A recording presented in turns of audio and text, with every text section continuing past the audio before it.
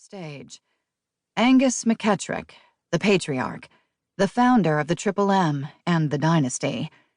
Sierra knew little about him, but as she looked up into that hard, determined face, shaped by the rigors of life in the 19th century, she felt a kinship.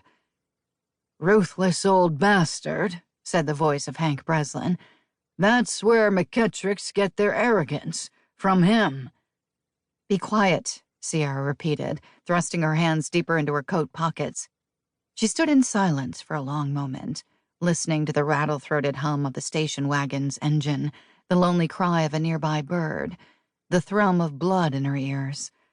A piney scent spiced the air.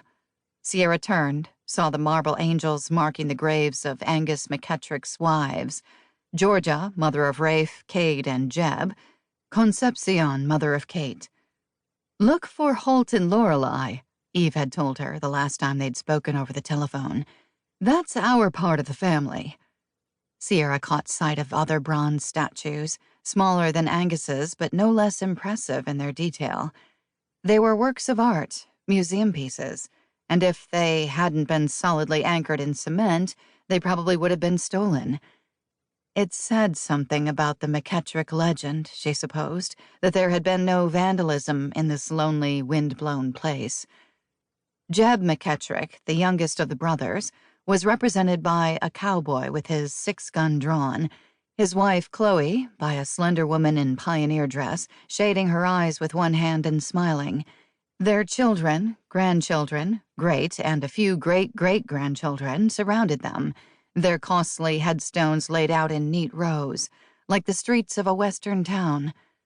Next was Cade McKettrick, easy in his skin, wearing a 6-shooter like his brother, but with an open book in his hand. His wife, Mandy, wore trousers, a loose-fitting shirt, boots, and a hat, and held a shotgun. Like Chloe, she was smiling.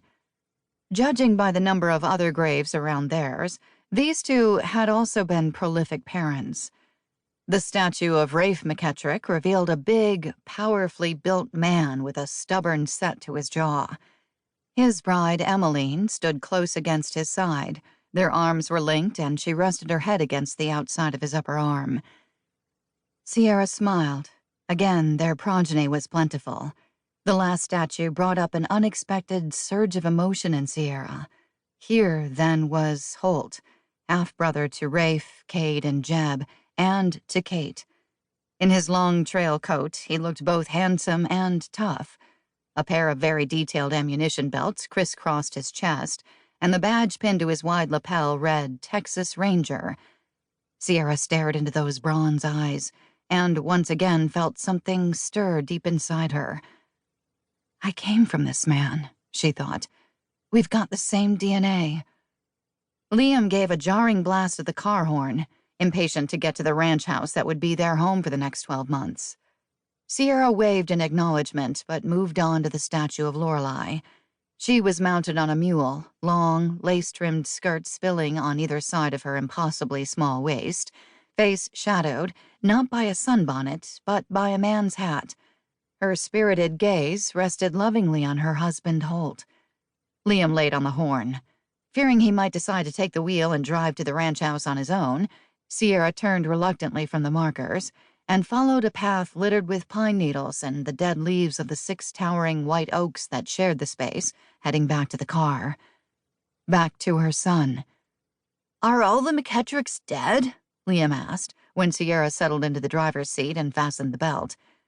"No," Sierra answered, waiting for some stray part of herself to finish meandering among those graves, making the acquaintance of ancestors, and catch up.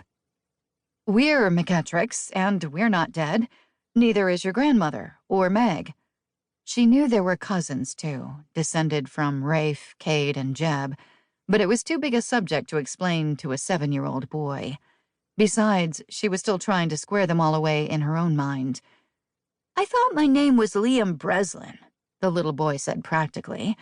It should have been Liam Douglas, Sierra thought, remembering her first and only lover. As always, when Liam's father, Adam, came to mind, she felt a pang, a complicated mixture of passion, sorrow, and helpless fury. She and Adam had never been married, so she